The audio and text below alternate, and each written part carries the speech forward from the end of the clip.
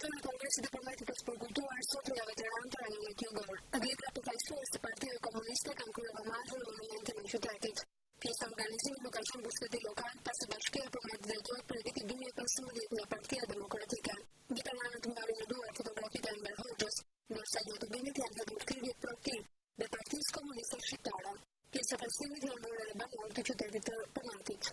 Shqipëria e lirë demokratike, ndalimi i Mbretit Zog në Shqipëri.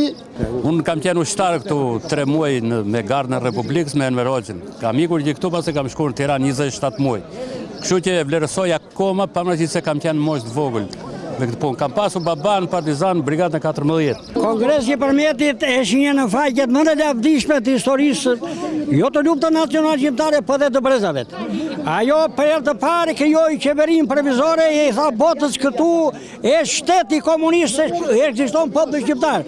Enver Hoxha nxori ligje në favor të popullit. Unë jam këtu me Mesçeun, ish kapetanin e madh shqiptar, kapetanin me Mesçeu, që emri dhe vepra e kapetanit madh shqiptar, kapetanin me Mesçeu, është me masë emri dhe vepra e herojt tonë kombëtar Gjergj Kastros Skënderbeu.